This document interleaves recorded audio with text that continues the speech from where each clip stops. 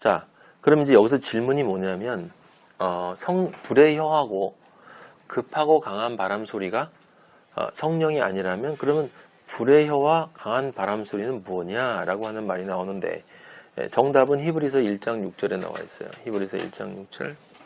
또 그가 마다들을 이끌어 세상에 다시 들어오게 하실 때, 세상에 다시 들어오게 하실 때, 우리 예수 그리스도가 이제 재림하실 때가 되겠죠. 하나님의 모든 천사들은 그에게 경배할지어다 말씀하시며 1장 7절.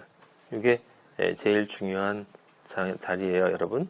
천사들에 관하여서 그는 그의 천사들을 뭐로? 바람으로. 그의 사역자들 뭐로? 불꽃으로. 여기 사역자들이 뭐? 천사들. 천사들. 그리고 하나님이 부리는 종들. 왜 종들도 사역자들일까? 왜냐하면 우리도 심판하기 때문에. 우리도 심판하는 거예요. 우리의 말, 우리의 진리. 지금 저로부터 떨어지는 이 말씀이 여러분처럼 믿는 자들에게는 생명의 말씀이 되지만 이 말씀을 혹시라도 우연히 듣는 누군가가 받아들이지 않으면 그렇기 때문에 바로 심판의 말이 되는 거예요. 그래서 불꽃. 그러니까 여기 지금 사역자들, 천사들을 나타내. 천사들을 바람으로 삼고 천사들을 불꽃으로 삼는다. 그러면 불의 혀처럼 보이는 것은 무엇이 움직이는 것이냐? 천사들이 움직이는 것이다. 급하고 강한 바람 소리의 바람은 누가 움직이는 것이냐? 천사들이 움직이는 것이다. 이게 시편 104편 2절에 나와 있습니다. 주께서 옷을 입은 같이 빛을 입으시며 하늘을 휘장같이 치시며 물에 자기 누각에 들보를 얹으시며 3절 구름으로 자기 수레를 삼으시고 바람 날개로 다니시며 그 다음에 104편 4절 바람을 자기 사신으로 삼으시고 근데 바람이 아까 위에 뭐였어요? 히브리 1장 7절에 천사들. 그러니까 천사들을 자기 사신으로 삼으시고 불꽃도 천사들 자기 사역자를 삼으시며 그래서 아버지가 나타나실 때 아버지가 운행하실 때는 항상 누가 동행해요? 천사들이 동행하는 거예요. 천사들이. 엄밀히 말하면 하나님 아버지가 우리에게 나타나실 때 구약에서 보면 아브라함이 하나님 아버지를 만날 때 실제로 만나는 건 누구였어요? 천사들을 만났어요. 모세가 그 가시나무 떨기에서 그 불꽃 가운데 불꽃이 가시나무를 태우지 않는다. 거기서 하나님의 소리가 들렸죠. 그 불꽃이 뭐겠어요? 바로 천사들을 뜻하는 거예요. 그래서 그 천사들이 하나님과 항상 함께 동행하신다. 라고 하는 것이고 이사야서 6장 6절 찾아보세요. 이사야서 6장 6절 그때 그 스랍 중에 하나가 부젓가락으로 제단에서 잡은 바 핀 숯을 손에 가지고 내게로 와서 이게 유명한 구절이죠. 이사야에게 이제 이사야의 입술을 정하게 하는 장면이에요. 내게로 날아왔다. 그래 이사야에게 숯을 시뻘건 숯을 가지고 와서 입술을 태우는 거예요. 여기서 중요한 건 스랍, 이 천사를 나타내는 그 스랍은 천사를 뜻하는 거예요. 근데 스랍이란 용어 자체가 무슨 뜻이냐면 타는 존재란 뜻이에요. 탄다라는 의미가 그 안에 들어가 있어요. 그러니까 불의 의미가 들어가 있다고. 스랍이라는 말 속에 태운다라는 불의 의미가 들어가 있어요. 그러니까 성령이 임재하시는 사도행전 2장에서 나온 성령이 임재하실 때 누가 동행을 한 거냐면 천사들, 능력의 천사들이 함께 동행을 한 것이고 그러면 이스라엘 민족을 하나님이 천사들을 통해서 지키셨단 말이 되겠죠. 낮에는 구름기둥, 밤에는 불기둥. 낮에는 구름기둥, 밤에는 불기둥. 그 구름기둥이라는 것이 무엇을 뜻하는 거겠어요? 천사들이 거기서 움직임을 통해서 그 누구도 이스라엘 민족에게 접근하지 못하도록 막아주는 역할을 하는 것이고 불기둥도 추위나 그 어떤 것도 이스라엘을 해치지 못하도록 지켜준다. 그래서 예수 그리스도도 우리 여러분마다 각각 천사가 있는데 그 천사가 늘 매일 아버지를 뵙는다 이렇게 얘기를 했단 말이에요. 그래서 여러분들한테 전에 제가 말씀드렸는데 저에게도 늘 천사들이 따라다닌다 라고 말씀을 드렸어요. 믿음으로 그 천사들이 저를 지켜주고 있는 것을 알고 있고 우리 요엘이 다해도 여러 번 지켜준 것을 경험을 한 적이 있습니다. 예. 그러면 이제 우리가 질문에 이미 얘기를 했지만 정리를 하나 더 해야 되는 건 뭐냐면, 그러면 도대체 이 바람과 불로 나타나는 천사들이 하는 일이 뭐냐라고 하는 거예요. 그것이 이미 얘기한 것처럼 첫 번째는 심판이지만 왜냐하면 일단 불은 심판이에요. 예레미야 5장 14절 보세요. 예레미야 5장 14절. 너의 입에 있는 나의 말이 불이 되게 한다라는 말이 나와요. 그래서 이 백성을 나무가 되게 하여 불사르리라. 이제 아버지가 죄에 대해서 심판하시는 장면이고, 그리고 신명기 4장 24절이나 히브리서 12장 29절에 보면 하나님은 소멸하는 불이라고 나타나요. 소멸하는 불이다 라고 나오는 거죠. 그래서 불이라고 하는 것은 기본적으로 심판을 뜻하는데, 하지만 심판이라고 하는 것은 종국적인 개념이 아니야. 종국적인 개념이 아니고 하나님이 하시는 결국 궁극적인 것은 뭐냐면 지저분한 것들을 치워버리는 거예요. 그러니까 정화예요. 정화. 바람과 불은 정화를 나타내는 거예요. 정화. 네? 심판의 목적은 정화예요. 정화. 왜냐하면 그렇게 정화된 자리, 깨끗해지고 거룩해지고 성결해진 그 마리아에게만 하나님이 임재하신다라고 하는 것입니다. 그래서 아까 우리 이 엘리야 얘기를 보면 그 엘리야에도 처음에 여호와 앞에라고 그래요. 여호와 앞에. 여호와가 나타나시기 전에 먼저 무엇이 오냐면 크고 강한 바람이 산을 가르고 바위를 부순다. 거긴 당연히 안 계셔. 아직 아버지는 오실 때가 아니야. 그것은 정화 작업이고 심판의 작업이기 때문에. 그 다음에 바람이 분 후에는 무엇이 오냐면 엘리야에게서 지진이 와요. 지진. 근데 그 지진도 당연히 아버지가 안 계셔. 지진은 심판을 뜻하는 거예요. 근데 심판은 또 뭐? 정화예요. 그럼 마지막에 지진 다음에 뭐가 오느냐? 불이 와요. 열왕기상 19장 12절에 보면 지진 후에 불이 있었다. 근데 불 가운데에도 여호와께서 계시지 아니하셨다라는 말이 나와요. 그건 다 심판을 뜻하는 거예요. 근데 그 불 후에 세미한 소리가, 하나님 아버지가 이제 나타나시다. 아버지가 나타나시기 전에 임재하시기 전에 반드시 무엇을 하냐면 천사들이 와서 싹 쓸어버려요. 싹 깨끗하게 쓸어버려요. 그렇죠? 그거는 뭐 세상 왕들도 마찬가지잖아. 중요한 건 뭐냐면 그래서 이사야도 타는 불 타는 숫으로 입을 대가지고 천사가 스랍이 입을 대서 죄가 사하여졌다는 건 정화시켰다는 거예요. 정화시켰다. 거기에 나오는 소리가 이제 하나님의 소리가 될 수 있도록. 근데 문제는 뭐냐면 우리가 기억해야 될 것은 아버지의 불과 바람은 정화를 하는데 우리들은 정화시키는 거예요. 그리스도인들은 당연히. 그리고 이 세상을 정화하고. 근데 그것이 믿지 않는 사람들에겐 심판으로 나타날 수밖에 없는 거고, 우리 안에 아버지를 향하지 않는 것들의 입장에서는 심판인 거예요. 그게 심판. 그래서 심판과 정화, 심판을 통한 정화가 반드시 있어야 돼. 그래야 아버지가 오시니까. 그런데 그 심판하고 정화를 누가 받았냐? 예수 그리스도가 다 받았단 말이에요.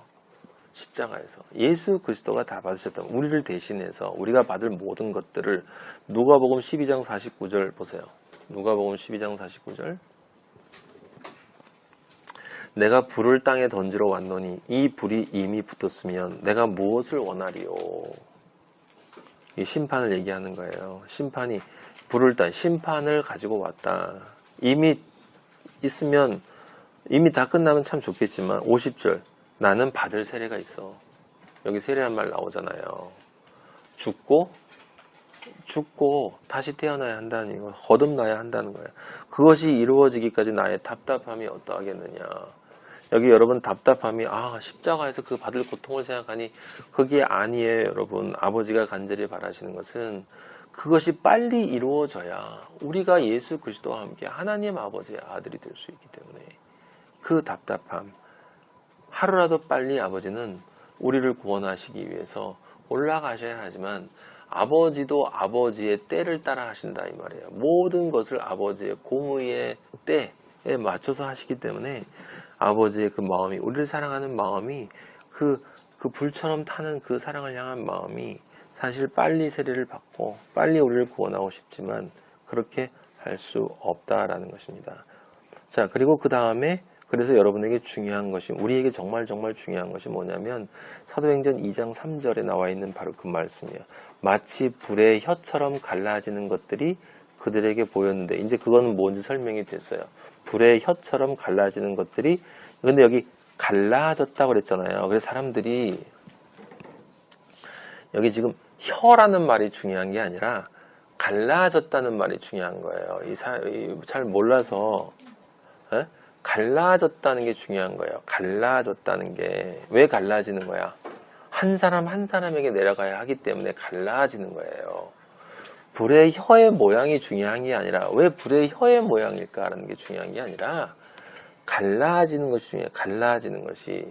자, 갈라지는 것이라는 건 무엇이냐면, 아까 시내산에서 하나님이 강림하셨을 때 출애굽기 19장 12절 다시 한번 찾아보세요. 이게 중요한 거야. 출애굽기 19장 12절. 여러분, 오순절 사건은 출애굽기랑 비교를 하고 엘리야와 이사야와 같이 연결을 해야 해석이 됩니다. 정확하게. 그냥 막연하게 해석을 하면 안 돼요. 출애굽기 19장 12절에 보면 이렇게 쓰여 있어요. 너는 백성을 위하여 주 위에 무엇을 정하라고? 경계를 정하라. 삼가 산에 오르거나, 그래서 아까 산기슬이라는 단어가 나온 거예요. 산기슬. 산에 오르거나 그 경계를 침범하지 말지니 산을 침범하는 자는 반드시 죽임을 당할 것이라. 그런 자에게는 손을 대지 말고 돌로 쳐 죽이거나 화살로 쏘아 죽여야 하리니 짐승이나 사람을 막론하고 살아남지 못하리라 하고 나팔을 길게 불거든 산 앞에 이를 것이라 하라. 여기 경계를 침범하지 말라는 게 무엇을 뜻하는 거예요? 거룩을 뜻하는 거예요. 무슨 이야기냐면, 여러분, 시내산에서의 오순절, 그게 오순절이란 말이에요. 50일째 되는 날 하나님이 누구를 만나러 오는 거냐면 이스라엘을 만나러 오는데, 그때 이스라엘은 민족이었어요. 민족. 사도행전에서는 124도, 120문도, 그러니까 한 개인이야. 한 개인. 거기는 민족, 여기는 한 개인. 그래서 120명의 사람들에게 각각 하나님이 별도로 임재하시는 거예요. 그냥 여러분이 시각적으로 생각하자면 그냥 그렇게 생각을 해요. 마음대로 120명의 하나님이 동시에 한 사람 한 사람이 내리는데, 하나님이 하나로 내리시다가 찢어져서 120명 위에, 머리 위에 내린다. 시내산에 내리는 거는 이스라엘 민족의 머리 위에 내리는 거야. 이스라엘 민족의 머리 위에 하나님이 내리는데, 그때는 무엇이 없냐면 십자가가 없었단 말이야. 아직 십자가가 없기 때문에 그들이 아무리 자신들의 옷을 희게 빨아도 결코 하나님 원하는 그 거룩함에 도달할 수 없기 때문에 하나님이 이야기하시는 경계 너머는 넘어올 수 없다. 이 경계가 뭐야? 지성소 휘장이지. 이게 바로 지성소 휘장이야. 이 경계 너머는 하나님이 원하는 그 거룩, 예수 그리스도의 그 거룩이 없이는 절대로 들어올 수 없기 때문에 그 경계를 침범하지 말라. 거긴 넘어오면 죽는다. 하지만 내가 너희를 만나는데 그것을 만나는 이유는 이 오순절이 실제 있을 그 오순절의 그림자이기 때문에, 예표이기 때문에 이것을 내가 설명을 함으로 그것을 약속하는 것이고 반드시 어떻게 이루어질 것을 내가 보여주는 것이다. 하지만 너희는 아직 십자가가 없기 때문에 넘어오면 안 된다. 13절에 뭐라냐면 손을 대지 말라. 돌로 쳐 죽이거나 화살로 쏘아 죽여야 하리니. 손을 대지 말라는 건 뭐예요? 인간의 힘으로, 인간적인 방법으로 죽이는 거 없는, 인간적인 방법으로 죽지 않아. 그 사람은 하나님의 거룩을 훼손한 자는 사람이 죽이든 안 죽이든 그건 중요한 게 아니야. 그는 그렇게 죽지 않아. 그는 돌로 맞아 죽어. 흰 돌이신 모든 것을 부수고 부셔버리는, 모든 인간적인 것을 타파하는 예수 그리스도, 생명의 돌이신 예수 그리스도의 말씀을 통해서 심판받는 거예요. 화살, 무지개 모양이 화살이었잖아. 예수 그리스도를 또 뜻하는 거예요. 그러니까 돌로 쳐 죽이거나 화살로 쏘아 죽는다는 이야기는 그는 인간적인 어떤 것으로 죽는 게 아니라 어차피 너희는 그냥 흙이야, 흙. 근데 뭐 죽음이야, 죽음. 살아있는 것도 살아있는 게 아니야. 죽은 것도 죽은 게 아니야. 그냥 너희는 nothing이야, nothing. 내가 없으면 그냥 nothing이야. 그런데 내가 들어가서 너희에게 생명을 주는데 그 생명을 거부하는 자는 이제 진짜 죽음에 이르게 되는데 그때 그 죽음은 나의 말씀을 통해서 선포되고 그 말씀의 능력으로 이루어지는 것인데 그 죽음은 나로부터 분리되는 것이기 때문에 어떤 인위적인 것에 의해서 죽는 게 그걸 의미하는 게 아니라 영으로 내가 하나님과 온전히 분리되는 죽음을 당하게 된다. 거룩하지 못한 자는 그러니까 그리스도인이 돼서 하나님의 아들이 되지 못하는 자가 나중에 받을 심판. 근데 그 심판이 다 우리들 것이었다는 거죠. 우리들 것인데 그것을 그 지성소를 하나님 아버지가 스스로 자기가 그 지성소, 그 몸이 되어서 예수 그리스도의 몸을 찢어서 그 휘장을 찢어서 그 피를 흘려서 한 놈 한 놈에게 한 놈 놈에게 예수 그리스도의 보혈로 씻기고 통과. 예수 그리스도의 보혈로 씻기고 통과. 예수 그리스도의 보혈로 씻기고 통과. 그 통과하는 작업을 하시고 그것이 온전하게 이루어졌다라고 하는 것을 아버지가 확인하시는 작업이 심판의 불로 가서 온전하게 정리한 것을 확인하고 아버지께서 그 불 가운데에서 아버지가 임재하시는 거예요. 임재. 그러니까 거룩한 존재가 아니고서는 그 가운데에서는 그것을 그대로 받으면 죽을 수밖에 없는 거예요. 죽을 수밖에 없다는 건 믿음이 아니기 때문에 결국은 죽음으로 갈 수밖에 없다라고 하는 것을 뜻하는 것입니다.